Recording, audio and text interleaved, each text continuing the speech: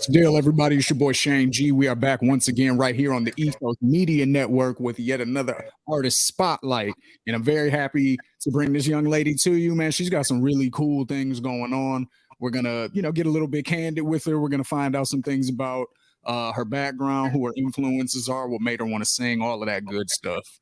But I don't want to even waste any time because I'm excited to bring her here to the world for y'all. So without a further ado, I have Ms. Maya Milan. How are you today? Hello, what's up, y'all? It's your girl, Maya Milan. That's right. That's right. So Maya Milan is a runner-up of BET's Next Big Thing, and you can catch her on stage with Keith Sweat, legend in the R&B game. How did you make that happen? That's where I want to start. How did you get linked up with Keith Sweat? Well, it was a one random cold night. It's like, no. Fun fact, Teddy Riley is my godfather. So Okay. he always said he would help me with music. I just had to finish school first. I had to finish college. So I graduated from Morgan State University. Shout out Morgan State. Shout out Baltimore, the home of the Bears. Graduated in 2016. And then he pretty much, I had like a whole year. I actually had one of those graduations where it's a winter graduation. I didn't graduate in the summer. Oh, okay. Graduated in the winter. So the summer, like right in the new year of 2017, fresh off of graduation, Teddy told me to come to Vegas. And I was out Vegas from, I want to say, maybe like May 2017 up until like July, because July is actually when he linked me with Keith. I spent a couple months in Vegas recording with him. We were working on what was then my EP after 11/11. But then, got to a point where he was like, girl, I'm tired of you asking me for money. You talking about you need a car. You talking about you want to do this and that. Like, it just so happens you might get lucky and I could put you on with a job. Keith is looking for a background singer. So it was just divine timing, because while I'm in Vegas, Keith is out of Vegas. He got there the last week of June because he had a residency at the Flamingo, July 2017. And literally spending all those months out there recording, spending all of Teddy's money being annoying. He's like, girl, you need a job. So when the position opened, when the opportunity presented itself, he brought me to Keith's rehearsal space at the time where they were practicing for the residency. And I sang Twisted and I sang Get Up On It. And he was just like, all right, girl, you got the job. Like, here's a few more songs you need to learn. I still had to learn Get Up On It and Make It Last. No, I had to learn Nobody, Get Up On It, Twisted, all of the duets, but then also his whole discography, because he also had female backgrounds in it. Long story short, I got the job. I went and auditioned. His residency started the day after the 4th of July, like July 5th. I went to the rehearsal July 4th, did the song, and then July 5th, did the first show, learned all the music on stage. And that was like 7 years ago, and I'm still with Keith. So that'll show you everything happened so quick. And it started off just as a way to make some money. But then Keith and I ended up locking in, and he started believing in me as an artist, but not only an artist, of course, just somebody who could be consistent in his camp. Because the songs are not easy, and it does take a good, just because you could sing, you're only as good as your last show. So people are more so impressed with me over the years at how well I've been able to consistently do it. They know I can do it good, but doing them songs every night like that for years, and no one can tell you you had a bad show. No one can tell you done forgot a word. That is honestly what I do it for, because it's one thing to kill it one night, but when you're with an artist like that that's been touring for 20 years, they don't care about, one night. They care about how you performed that whole month. So it's just taught me a lot about consistency and work ethic. So yeah, that's how it came about. Shout out to Teddy Riley. Without him, I would have never met Keith, and then all of this would have never been possible. It wouldn't have happened. It's just crazy. Just surrounded by legends, man. That's I love it. So I watched I watched you on stage. I want to say singing "Make It Last Forever," and I think Mhm. "Nobody," if I'm not mistaken. I think those were the two that I saw. So yeah, Okay. yeah, that was fire. That was fire. But Thank all right, you. let's back it up. Let's back it up. So you're from the DMV. Where in the DMV are you from? I am from Pretty Girl County, Prince George's County. Better yet known, well, you know, the DMV is multi cities in one, so Mhm. it's really both. I've lived all over the DMV.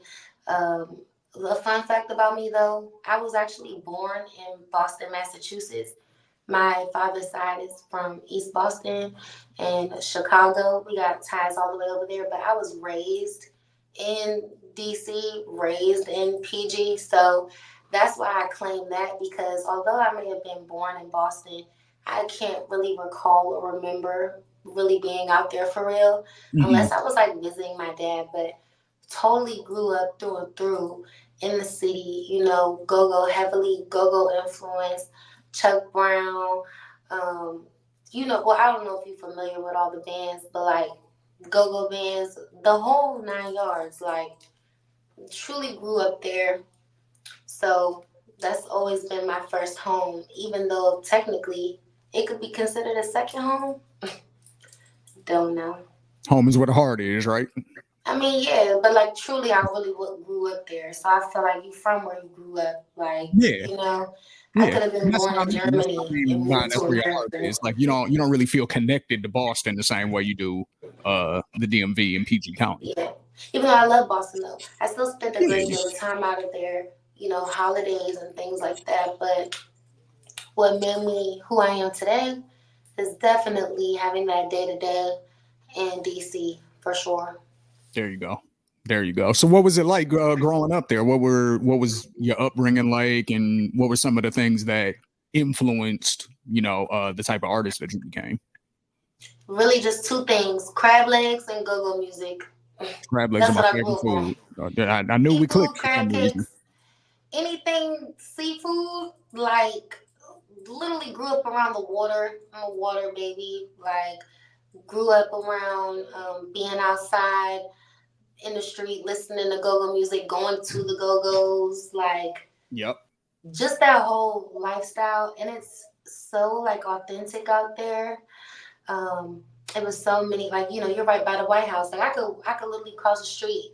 I'm by the White House. I'm by the monument. Like all of these things that people think are like super lit. That's your everyday, like growing up in the city. So it's just like I was like never a tourist. Like all of this stuff was always normal to me. Like we was taking our field trips would be like, hey guys, going to the White House today. Like you know what I mean? Like it was just a lot of family oriented things happening. I was really close with my family growing up. Um, the culture of it all, just even how people talk. Like no one talk like us. Have you noticed? I have. You hear the accent. I can't even stop. I be trying to talk like regular, but it always creep back out in me. So it's just so many little unique things about it. But if you want some good seafood and you want to go listen to some live music, That's where it's at. And then growing up in that area, you're by a lot of the black colleges, the historically black colleges and universities. right? Which is why So I went to one. Remember, this is I didn't where I'm go to at. Howard. Although I could have went to Howard, but Howard is a private institution. So if you don't have the money or a scholarship, it's not happening for you. Like they don't care Mhm. about in-state. It's not an in-state thing when it comes to Howard. So I decided to go with Morgan State because I had acquired scholarship. Shout out to Dr. Conway. And I always knew it was crazy. When I was in high school, I didn't even apply to no other schools.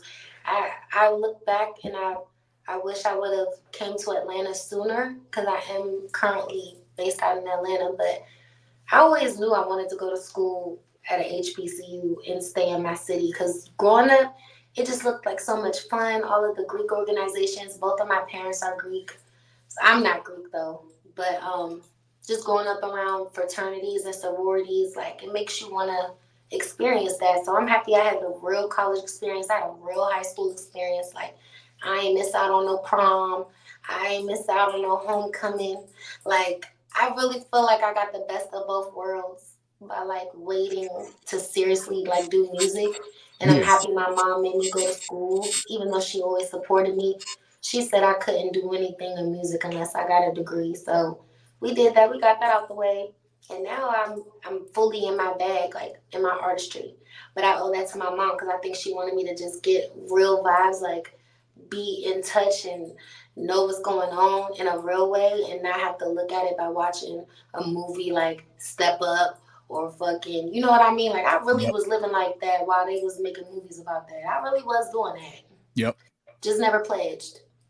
Yep. No, I'm with you. I'm with you. I didn't go to a HBCU, but going to college definitely just opened up my eyes to a lot because, being from, obviously, Michigan. You know what I'm saying? Michigan. Got the shit That's everywhere. Detroit. Am I slow? Yeah. Yep. Okay. Yep. So, um, Newport. you said what? Newport. That's nah. Newport is ain't that Virginia? Man, I knew my best friend was lying. She used to say she tried to be different, and she used to say she was from Michigan, Detroit. She'd be like, "Man, I don't care about the DMV. I'm from Michigan, Detroit, Newport." And she would Oh say yeah, I don't know Newport. what that is. Yeah, I ain't Oh know. hell no, Kaylin! I hope you watch, bitch. I hope you You have to watching get this. on Hoe, you Caitlin's head. I lying? don't know what that is, but Kaylin uh, lied. but no, I had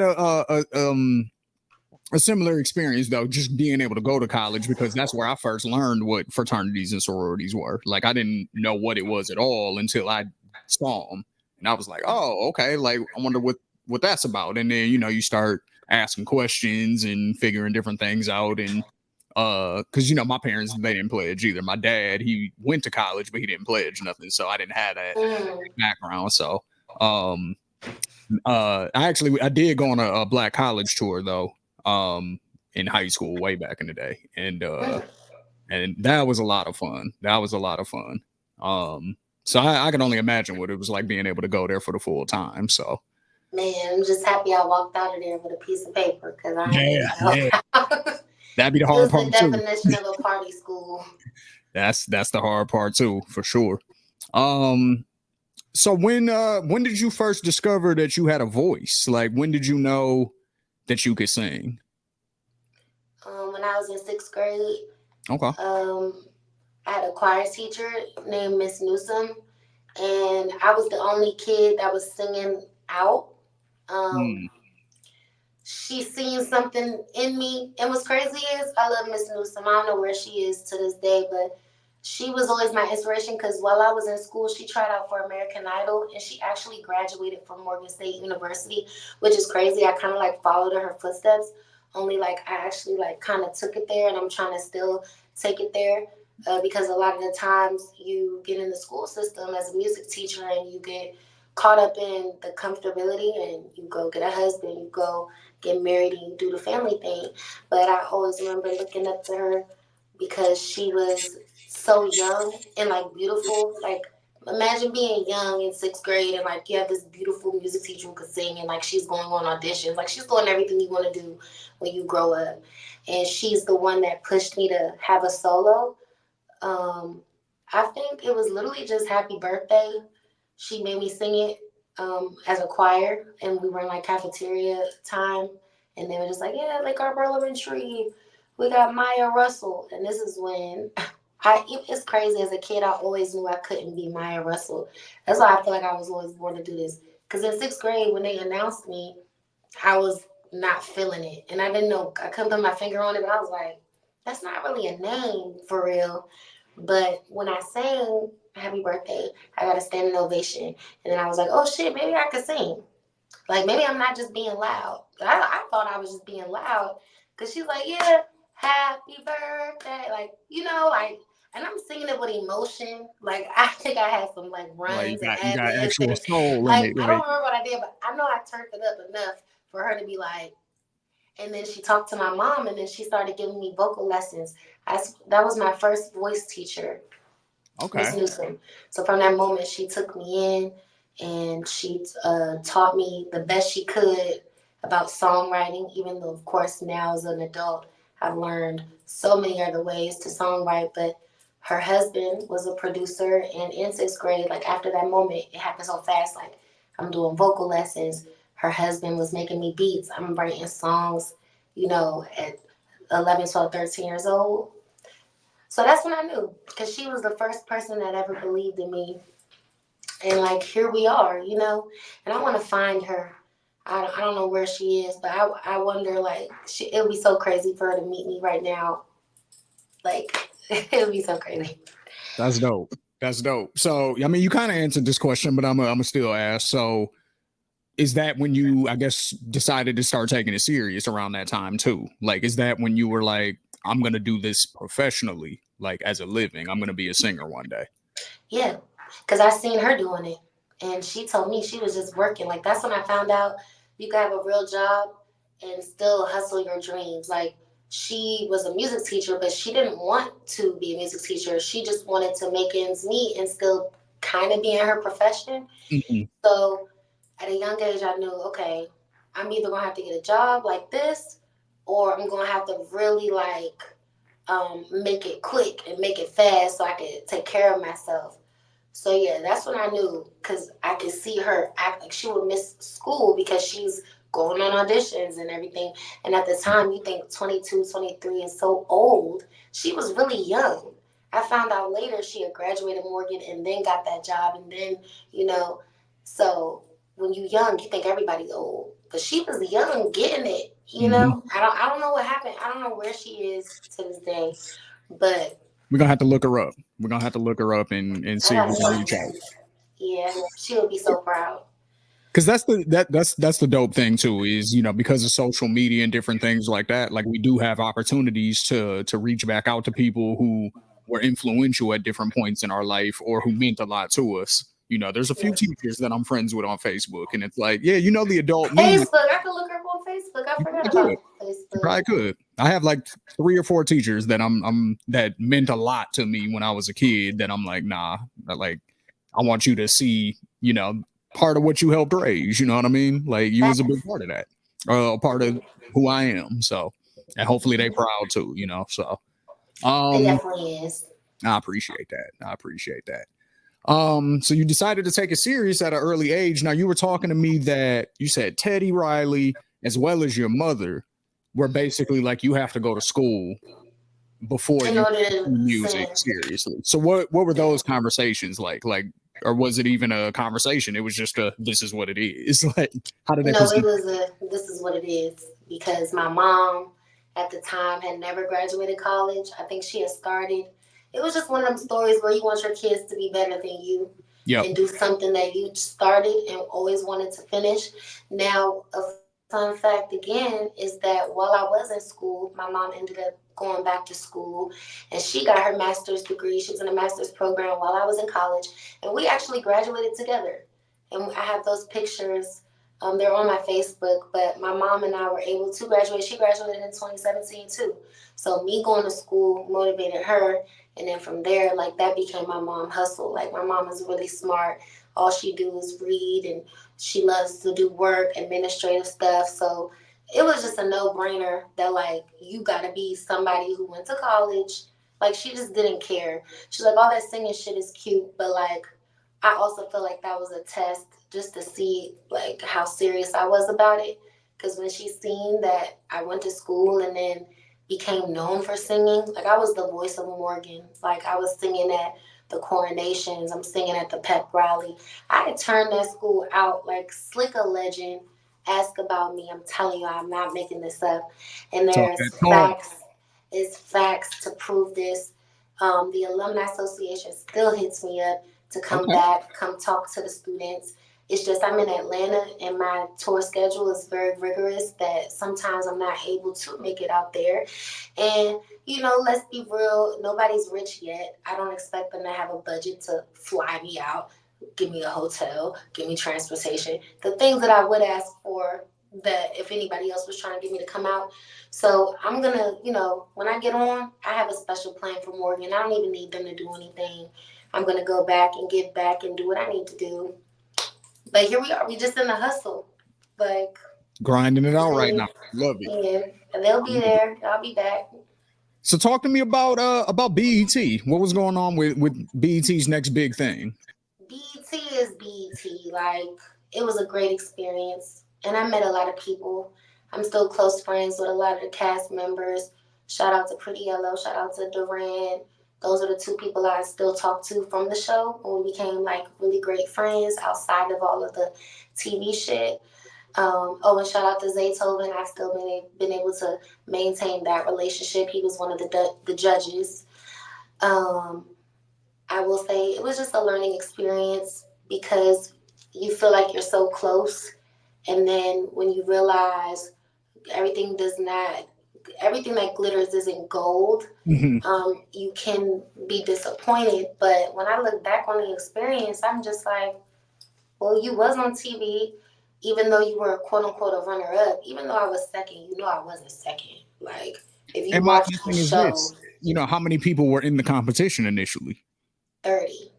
30. So even if Male, it was singers and rappers. I beat out rappers and singers. The one that won, Pretty Yellow, and I'm not gonna put it in the quotes because it's not shady. That's my bitch. But they even did her dirty. Like she won but didn't win. You know, you don't really win anything with these shows. This is for entertainment. So yeah, never make a show your real life. This shit is not real. yeah. But it looked good. So yeah, just know it was all a lie. But the What I'll say connections and though the is it relationships still is looks real. good though. It still looks good as somebody from the outside looking in who doesn't necessarily know that stuff. If I'm Hmm. just looking at it at face value and I see a competition with 30 musicians and I see that somebody I know is in the top three, I'm proud of them. So that's Top all. two. Top And I two. still got a deal. You know what I mean? So it's like, did I Yeah, really lose? Like, if you watch the I show, don't it see was a more than loss. one winner. It was just only one person could be crowned the next big thing. But if you watch the show, the winner, who is my friend, Pretty Mhm. Yellow, she got a deal. But the same people that offered to give her a deal, Empire, they offered me a deal, and I got an offer from Capital.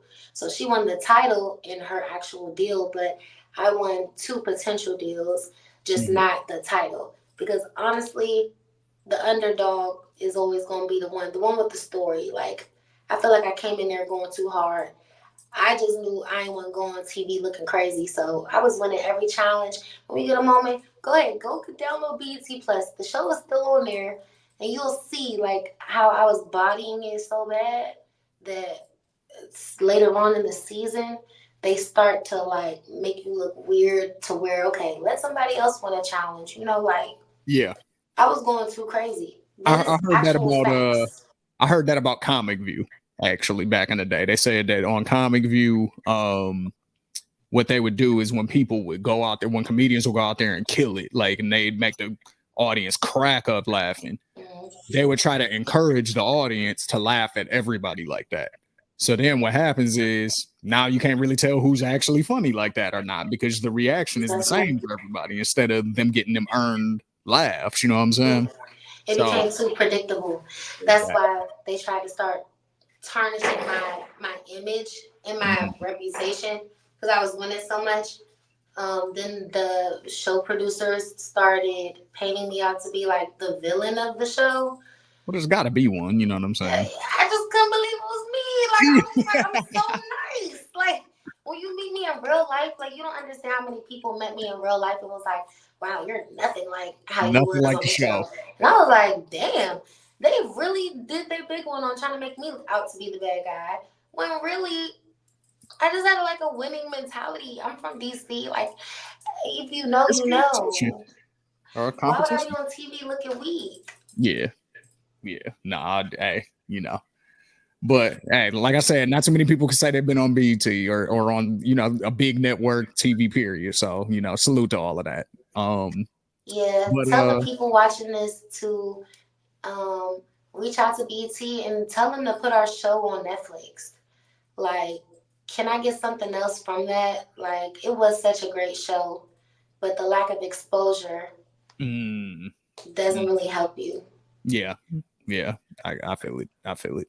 So put our show on Netflix so we can spin a block and we can see how the people really feel. Because at the end of the day, it's You know what I'm still saying? in history what It's still happened. good content. Throw it out there. Come on, BET.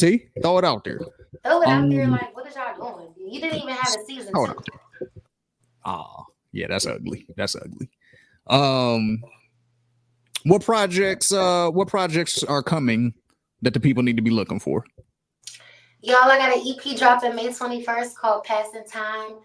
It is in conjunction with my first EP called 1111. We still going with the time sequence because I feel like the last 3, 4, 5, 6 years of my life, I was waiting for something to happen, and it kind of felt like I was just passing the time, waiting for people to do things for me when really it's all within. And so these little songs is just getting out that little era of when I was feeling stuck. But we're also going to drop after that around my birthday the project. I'm excited for all my music, don't get me wrong, but after Passing Time, I'm coming out with Tissues and Tequila, TNT. Mm. And it's for all my drunk sad bitches out there who always gotta go to the liquor store every day. I don't judge you, bitch. I get it. No, just know Perk gets it, and it's gonna be all right. But I'm really excited for all my releases, and I did just drop Passing on 420, which is gonna be on my EP Passing Time, May 21st. Save the date. The visualizers out, singles out, streaming, and literally a few weeks before that, I dropped Warning. Warning and Passing will both be on my EP.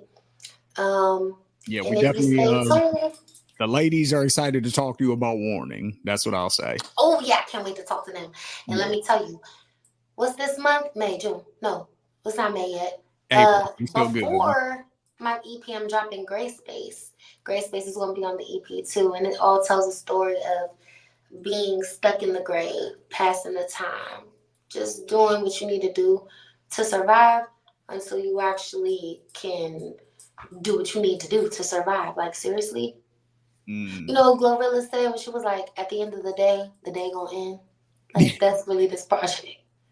At the end of the day, it's gonna end. Yeah. Yeah. That's real. That's real. Yeah, like I said, the ladies are definitely excited to talk to you about Warning, because red flags and all that. I'm sure there's plenty to be discussed there. I'm just gonna be in the background, not saying I'm nothing. crying. I'll do it. But you uh, know what's crazy though? After dropping that song, I didn't realize how many crazy people out there are crazier than me. People I crazy. felt so good about myself.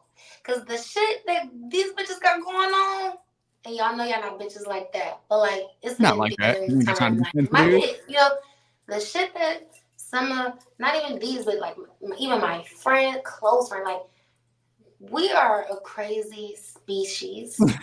And you should be lucky when you meet a girl that's half crazy. Not 100. I'm giving you maybe 65.